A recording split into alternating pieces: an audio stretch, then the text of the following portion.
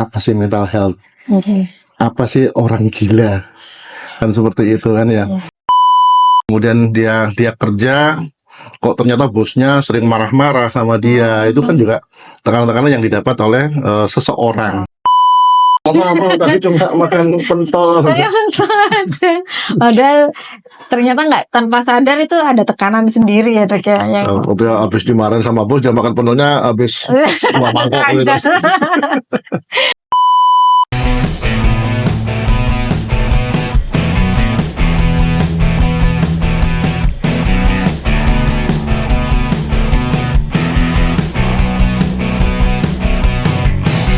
Nah, terima kasih Dok atas kehadirannya kali ini ya. Jadi kita di podcast ini membahas tentang apa sih tentang mental health atau kesadaran jiwa atau penyakit jiwa ya yang dialami, yang kesadaran banyak kalangan muda zaman sekarang ya. Nggak kalangan muda sih sebenarnya, sejak dulu kan juga ada. Cuman kadang-kadang kita bingung.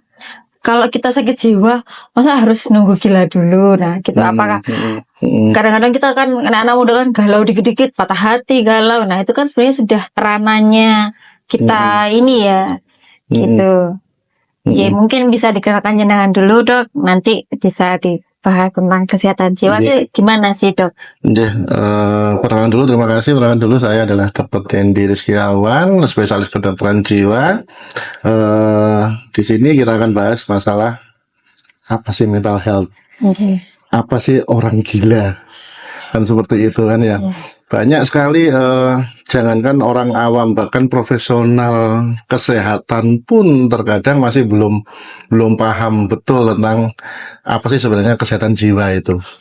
Jadi kesehatan jiwa itu, kalau kita ngomong kesehatan jiwa sebenarnya adalah ada tiga aspek ya, bio, psikososial. Jadi kalau biologinya berarti kita ngomong masalah genetiknya.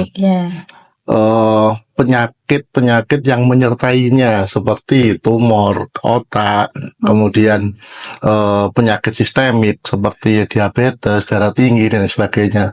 Begitu juga dengan keturunan yang kita ngomong genetik tadi. Kemudian kita ngomong psikologinya. Psikologinya adalah di mana dia adalah mulai dia itu berkembang.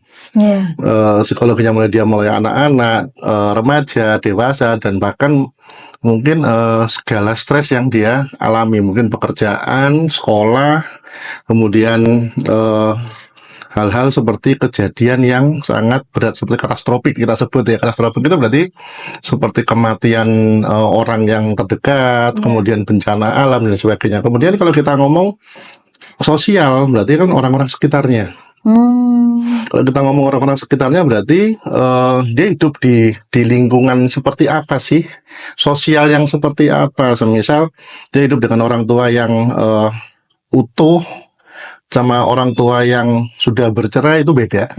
Itu yang menyebabkan dia bisa rentan terkena sakit jiwa, maupun dia kuat dengan tekanan-tekanan yang lain kan, seperti itu kan ya. Sosial lagi juga kita lihat lingkungan yang apa, kalau kita sebut sekarang yang paling apa namanya, ini ya, tren toksik. Lingkungan toksik. Kalau kita ngomong lingkungan toksik berarti apa? Wah, teman-temannya banyak membuli dia, mungkin ya. Tekanan dari luar gitu. Tekanan dari luar. Kemudian dia kerja, kok ternyata bosnya sering marah-marah sama dia. Itu kan juga tekanan-tekanan yang didapat oleh seseorang. Nah, makanya kalau kita lihat tentang mental health atau kesehatan jiwa seseorang, berarti kita juga harus menilai dari biologinya, psikologinya, serta sosialnya. Dan ini tidak bisa kita pisah. Jadi kita lihat semuanya. Jadi kalau semisal dia turunannya orang gila nih, berarti dia pasti jadi gila. Tapi kalau psikologinya bagus dan sosialnya bagus, dia tidak mungkin dia jatuh ke menjadi ODGJ juga. Nah, tapi kalau semisal apa namanya, dia tidak ada keturunan, bapak ibunya normal, semua turun-turunannya normal semua, tapi dia hidup di lingkungan yang sangat toksik, yang suka membuli, kemudian psikologinya dia juga tidak bisa secara coping ya, nanti kita jelaskan lagi coping. Jadi dia kalau ada masalah, dia itu bagaimana cara menghadapinya. Akhirnya yang terjadi apa? Dia tetap aja jatuh. jatuh ke gangguan jiwa.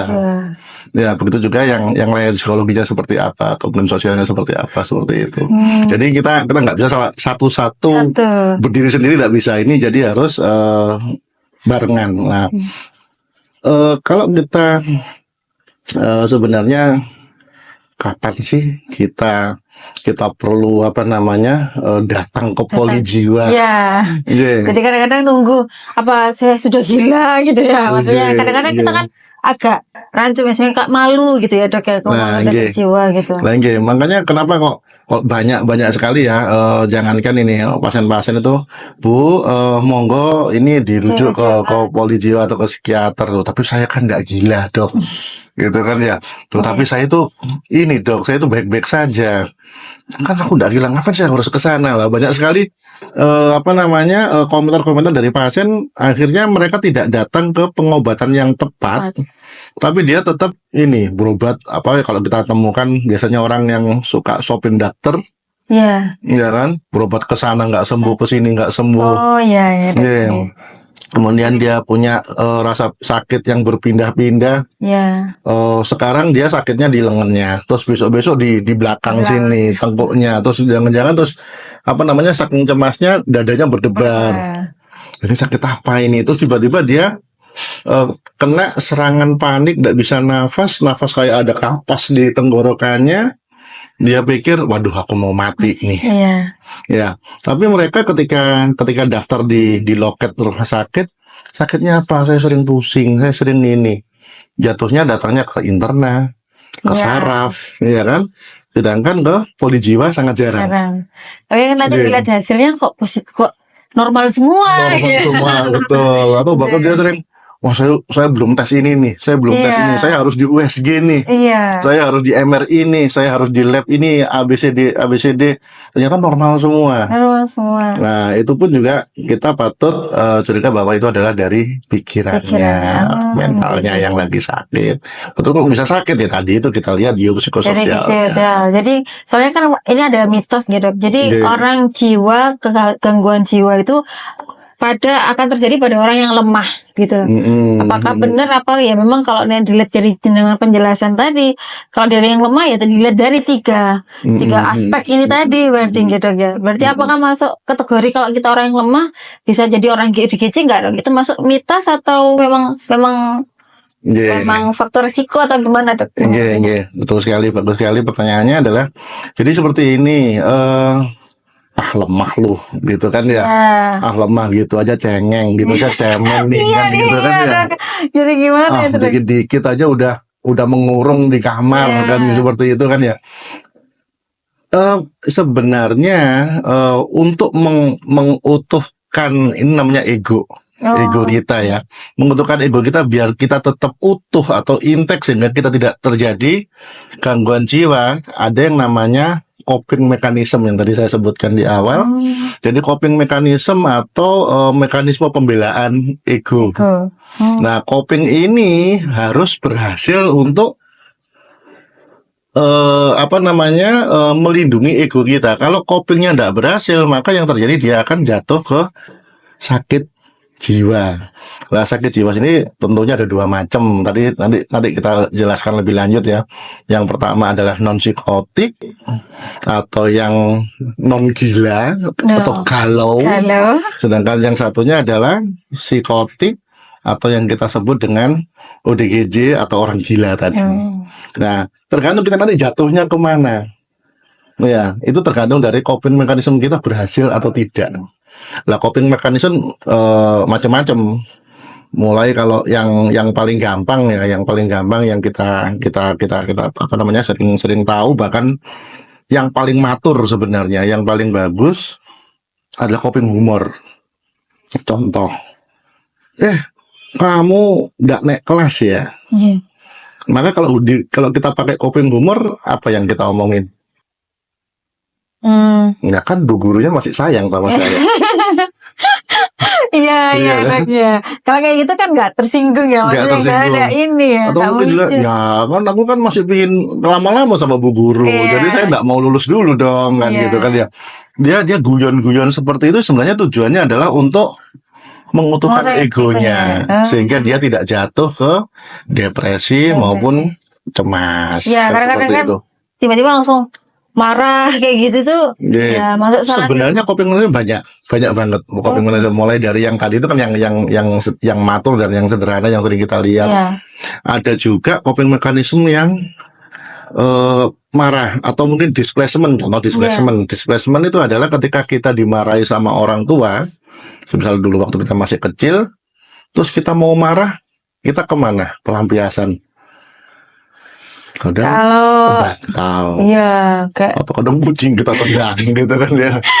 iya, Dok, Atau ya. kadang adiknya kita cubitin Ya, gitu kan ya. kadang-kadang marah sama semua orang gitu. Nah, Jadi ya karena kita coping mechanism yang displacement atau pengalihan itu sendiri sebenarnya adalah karena ketidakmampuan kita untuk membalas orang yang lebih kuat, misal orang tua. Terus kemudian siapa gitu, wah kalau aku ngelawan orang tua, saya jelas kalah, saya masih kecil nih, makanya dia displacement. Bantal dipukulin, gitu kan ya. Atau mungkin kucing nih ngapain sih kalau di tengah jalan ya, ditendang gitu waktu kita masih kecil dulu. Itu ada displacement. Banyak sekali macam-macam coping mechanism, kita tidak bisa menjelaskan satu-satu di sini tentunya ya. ada mitos lagi, Dok, tentang gangguan mental itu kira-kira tidak bisa sembuh atau tidak sembuh.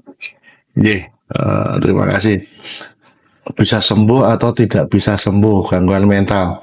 Tadi di awal kita sudah jelaskan bahwa gangguan mental kita bagi menjadi dua. Ada yang psikotik, ada yang non psikotik. Kalau kita sebut tadi yang kita bahas mulai dari kecanduan, terus kita bahas tadi tentang cemas, depresi dan sebagainya, itu masuk ke yang non psikotik. Dimana kalau kita masuk ke psikotik, otomatis kalau kita penanganan yang benar dan baik, otomatis dia bisa sembuh total tanpa minum obat. Tapi kalau kita sudah bilang menyangkut yang psikotik, kita lihat dulu. Kalau kita psikotik berarti kita bisa membaik dengan obat, atau bahkan kita bisa bilang dia tidak bisa sembuh, atau dengan obat pun dia masih ada gejala. Nah, seperti itu. Ini biasanya pada schizofrenia. Schizofrenia yang ini juga sering sekali yang kita temukan pada masyarakat umum, bahwa kan sudah sembuh, Dok, ngapain minum lagi obatnya? Ya kan? Ini kan sudah minum sudah 3 tahun, Dok. Nanti minum terus nanti ginjalnya kena gitu kan ya. Terus ada lagi yang akhirnya menikah, dia pengobatan bagus, akhirnya menikah, ngapain sih diminum obat terus? Mau dihentikan, akhirnya begitu kambuh cerai. Ini pada kasus pasien-pasien psikotik atau yang sudah masuk ke schizofren. Jadi schizofren sendiri ada yang berat, ada yang ringan. Schizofren yang ringan otomatis dia dengan pengobatan dia bisa normal, senormal orang-orang lain. Kalau kita sebut normal. Jadi sebenarnya penyakit jiwa itu kita tidak bisa membedakan dengan penyakit kronis yang lain seperti diabetes dan darah tinggi. Nah, kenapa diabetes? Ketika dia kena diabetes kok nggak diabetes gitu kan ya? Kenapa yang sakit jiwa yang kita hindari? Sakit jiwa itu apa? Jangan deket-deket. Ya, padahal itu sama-sama penyakit dan sama-sama ada organiknya yang kena. Kenapa saya sebut ada organik yang kena? Karena kalau penyakit jiwa ini ada neurotransmitter di otak yang tidak seimbang, dopamin serotoninnya tidak seimbang. Itulah kenapa ketika kita obati, kita harapkan neurotransmitternya seimbang sehingga dia menjadi normal lagi. Begitu juga dengan diabetes, kita obati dengan harapan bahwa gula darahnya bisa terkontrol. Nah, ketika terkontrol dia bisa hidup sehat. Sama juga dengan penyakit jiwa. Ketika dia terkontrol neurotransmitternya dengan minum obat, ya dia normal seperti orang sedia kala. Bahkan saya banyak pasien-pasien pun juga sudah kerja di Surabaya, sudah ada yang menikah dan sebagainya, tapi dia tetap minum obat. Nah ini malah kalau bisa kita undang dia untuk ke podcast untuk sebagai narasumber pun boleh gitu kan ya. Jadi biar apa ya yang dikatakan sembuh dari mental itu, kalau itu ya kalau dia memang mentalnya ada gangguan organik atau memang ada gangguan di otaknya ya memang harus minum obat gitu. Sebenarnya fungsional, tapi lagi-lagi meskipun itu fungsional, kalau kita ngomong organik kan berarti organnya yang kena.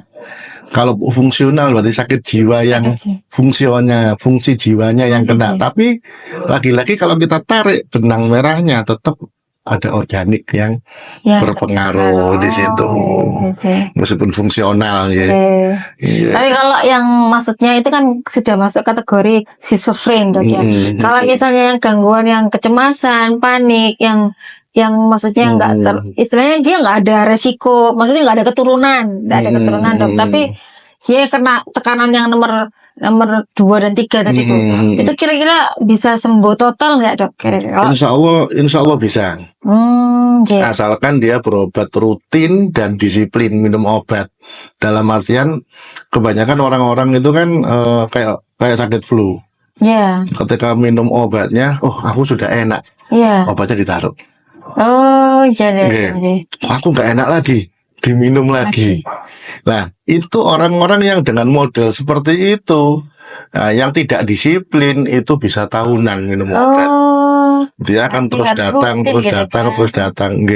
Tapi kalau dia rutin dari awal, dia dok saya cemas, saya tidak nyaman, saya sering merasa sedih, kok tidak enak, saya tidak bisa tidur dan sebagainya. Nah, akhirnya kita obatin. Kalau dia disiplin dan rutin minum obat, insya Allah dalam jangka waktu 3-6 bulan dia insya Allah selesai. Kalau di sini kenapa saya targetkan tidak sampai 6 bulan, 3 bulan harus lepas obat. Dengan saya evaluasi biasanya saya tambah dengan psikoterapi hipno. Jadi lebih cepat kita pangkas yang 6 bulan jadi 3 bulan seperti itu. Jadi ada hipnoterapinya gitu ya. Ini terapi. Nanti kita bahas. Kita bahas lagi. Waduh, kok semakin lama banyak PR ini ya, banyak akan ini kan ya dok ya. Jadi kalau ini untuk menentukan parah atau tidaknya itu yang tadi itu ya dok ya, kalau misalnya sudah mengganggu gangguan jiwa. Nah kira-kira kalau untuk pencegahan dan gaya hidup sehat untuk kesehatan jiwa itu ada tips-tipsnya nggak dok? Yang pertama jelas kita tidak boleh terlalu stres. Kalau banyak pekerjaannya dong. Pekerjaan boleh, tapi kadang kita sampai burn out dan sebagainya kan ya, sampai kerja yang seharian lembur demi mencari sesuatu berlian gitu kan. Akhirnya yang terjadi apa? Kita lupa untuk mengistirahatkan diri. Kita lupa untuk yang namanya apa? Refreshing. Refreshing sendiri yang kita sebut refreshing itu bukan rekreasi dan sebagainya. Refreshing jiwa adalah refreshing di mana kita mencari gelombang alfa. Sebenarnya gelombang alfa itu ada di mana? Ketika kita ibadah khusyuk, kita legowo, kita ikhlas, itu adalah gelombang alfa. Terkadang kita itu lupa untuk mencari itu, kan seperti itu. Ikhlas itu berarti ketika kita bisa mengucap alhamdulillah saya dapat rezeki, alhamdulillah saya masih bisa diberi hidup pagi ini, masih bisa bernafas. Kadang kita lupa untuk melakukan bersyukur itu, padahal itu banyak sekali gelombang alfa yang terjadi di sana. Nah, gelombang alfa itu sendiri yang akan membuat mental kita jadi lebih tenang, lebih kuat. Nah, ketika ada masalah-masalah yang datang, kita ndak gampang marah, kan seperti itu. Nah, itu tadi yang kita lupa. Bangun tidur, alhamdulillah saya masih bisa diberi kesehatan. Jarang yang kita lakukan. Yang ada, anak belum makan ya, mau berangkat lah itu. Iya dok. Berarti ya manajemennya yang dok ya. Manajemen dirinya juga harus bagus. Ada kira-kira ada dipengaruhi oleh makanan atau tidak, Dok? Yang untuk misalnya kita ada makanan nggak yang bisa mengurangi stres ya gitu. Oke, ada beberapa sebenarnya makanan. Kalau kita ada nggak Dok obat-obat herbal atau obat-obat Ya. dari makanan Soalnya kan alam kalau minum yang obat aja kan ini, Dok. sebenarnya banyak sekali sih. Contoh ada yang kalau kita sebut apa itu putik bunga apa saffron. Putik bunga saffron itu dari Turki ya yang mahal itu ya. Ya, kayak pernah denger kayak dibikin teh campurannya teh gitu. Betul, yang kita 3 hal aja dia udah kuning banget kan. Ya. Itu juga untuk anti depresan, anti cemas. Eh, Kemudian kalau kita pernah beli apa, Insewo ini bukan merek lagi ya saya sebut ini. iya. Air mata kucing itu dasarnya apa itu? Minuman itu. Belonceng ya, belonceng kalau orang Jawa bilang. Iya. Itu pun juga bukan kalau air mata kucing kan ininya apa namanya kelengkengnya Ya. ya kan. Yang dasarnya air dasarnya itu sebenarnya juga untuk anti ini. Depresan. Untuk menenangkan. Itulah kenapa minum itu sebenarnya dingin ke lambung. Ya. Karena asam lambung sendiri juga dipicu karena apa? Stres. Stres, ya betul, Dok. Stres tuh kalau orang ini yang mesti asam lambungnya meningkat gitu. Yang disalahkan mesti makanannya, nggak makan apa-apa gitu. Apa tadi cuma makan pentol. Saya betul aja. Padahal ternyata nggak, tanpa sadar itu ada tekanan sendiri ya, Dok ya. Dia habis dimarahin sama bos, dia makan pentolnya habis 2 mangkok gitu. Jadi memang ada faktor yang kayak misalnya kiat-kiat, kalau misalnya ya bisa nyeduh teh atau yang tadinya dengan yang ada campurannya bunga saffron kayak gitu. Bunga saffron ya monggo. Atau langsung datang aja ya. Blungka ya, blungka itu mentimun kayaknya. iya, blonceng itu loh. Apa ya blonceng itu kalau bahasa Maduranya apa ya? Blonceng apa? Nggak tahu juga, Dok. air dasarnya yang air mata kucing itu biasanya. Saya air mata kucing taunya ya yang di mall-mall itu. Iya betul. Itu ya memang. Itu juga sebenarnya anti ini untuk menenangkan diri, untuk anti cemas. Air mata kucing. Jadi promosi. Ya, jadi kalau hidup sehat ya istilahnya mensyukuri mensyukuri kehidupan ini ya, Dok. Betul. Sebenarnya tidak pernah lupa gitu ya, Dok. Intinya kita itu cemas, kita itu depresi, itu kan akibat kita nggak legowo. Bener. Ya, contohnya gini, suami kita tugas, ya kan? Wah, aku ditugaskan di Surabaya 3 hari. Karena kita nggak legowo, jangan-jangan nanti di Surabaya ngapa-ngapain. Cemas sebetulnya. Iya. Kan cemas gitu kan ya. Ada ini negatif thinking gitu. Jangan-jangan ini, jangan-jangan itu. Jangan. Dan itu yang akhirnya yang bikin kita jadi was-was, cemas. Tapi sebenarnya kalau kita legowo sih, oh iya Pak, monggo, ya wis, latih terus sama Allah aja apapun yang terjadi. Ya wis kita tenang. Jadi apa namanya ya itu mensyukuri legowo ikhlas gitu. Iya betul. Cuman kadang-kadang ilmu yang untuk mencapai itu tuh ya agak susah. Jadi karena apa? Karena kita kan ada ya. Tapi kadang-kadang gini, kalau perempuan tuh ada pengaruh hormon gitu. Kayak misalnya momen kayak gitu kan.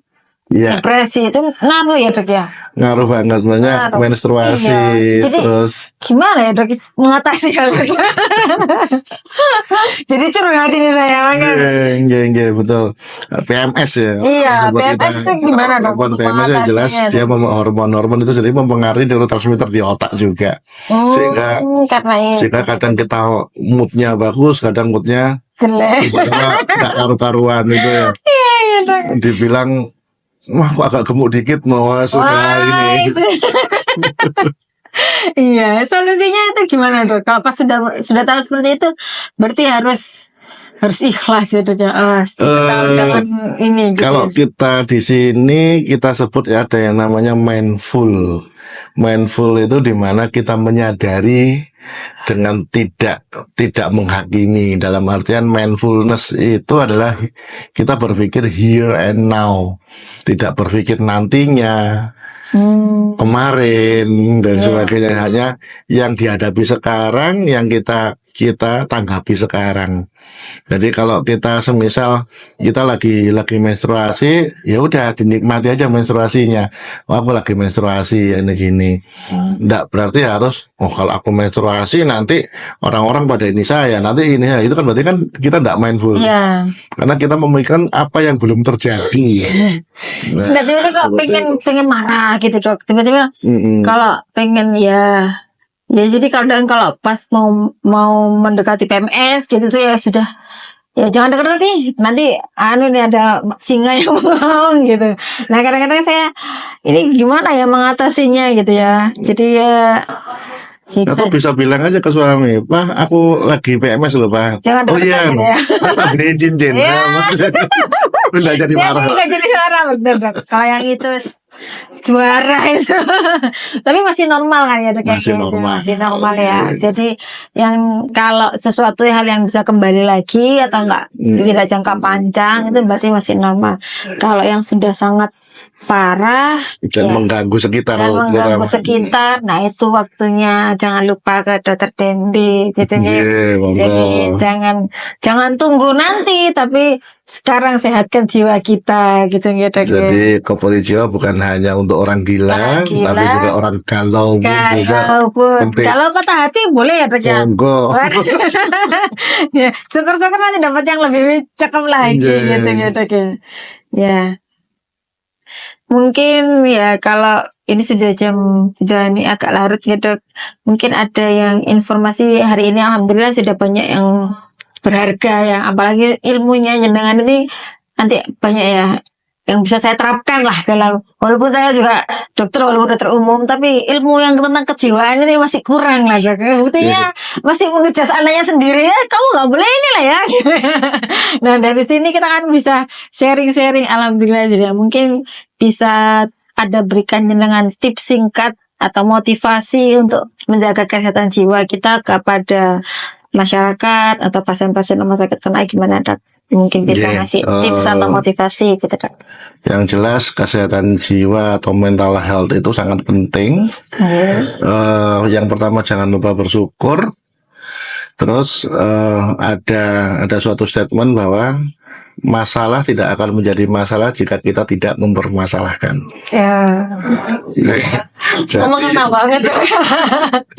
Jadi kita tidak perlu melulu untuk mempermasalahkan segala hal. Kita perlu untuk membicarakan sehingga masalah itu menjadi lebih jelas. Membicarakan bukan berarti harus dengan tengkar, tapi dengan pikiran yang tenang, jiwa yang tenang, otomatis masalah pun juga akan selesai. Sehingga mental health kita juga akan terjaga, tidak gampang kemerungsung, tidak gampang depresi. Nah, seperti itu. Dan juga ya kita akan jadi orang yang enak lah, sabar kan gitu kan. Hebat sekali. Aduh, cuman ilmunya ilmu tinggi dong. Buat mama ini, tapi ya kita berusaha mencoba gitu dengan motivasinya dengan nanti tidak mempermasalahkan sesuatu yang tidak harusnya dipermasalahkan gitu ya. Jadi kadang-kadang kita memang mempermasalahkan sesuatu hal yang kecil atau yang sesuatu hal yang memang sepele gitu. Tapi itu mengena di hati ya. Itu ya. Ya itu ilmu termasuk motivasi yang baik buat saya ya. Buat mungkin bisa teman atau sobat rumah sakit Konaa juga buat yang ada motivasi ini. Jadi jangan mempermasalahkan sesuatu yang tidak dipermasalahkan itu ringan tapi mantap banget. Nih, terima kasih banyak waktunya Dr. Dendi. Jangan lupa nanti kita ada ketemu lagi di jadwal dan dengan tema yang sangat menarik lagi. Contohnya tadi tentang gadget ataupun yang lainnya. Jangan lupa loh ya, Dr. Dendi ini bisa hipnoterapi ternyata ya. Ilmu yang sangat membantu sekali pengobatan. Jadi yang harusnya jangka panjang jadinya jangka pendek. Perlu saya jelaskan lagi, rumah sakit Konaa di Polisiwa setiap hari apa mas? hari Senin sampai Rabu gitu Ki. Nggih. Senin sampai Rabu jam Senin 19. Senin dan Rabu ya. Senin dan Rabu jam 19. Jadi monggo silakan buat para sobat rumah sakit Konaan. Kalau ada silakan konsultasi dengan Dr. Dendi. Nggak usah malu. Nggak usah malu, karena kita hidup ingin sehat jiwa kita, bukan hanya jasmani kita. Oke, Assalamualaikum warahmatullahi wabarakatuh. Mohon maaf jika ada salah-salah. Iya.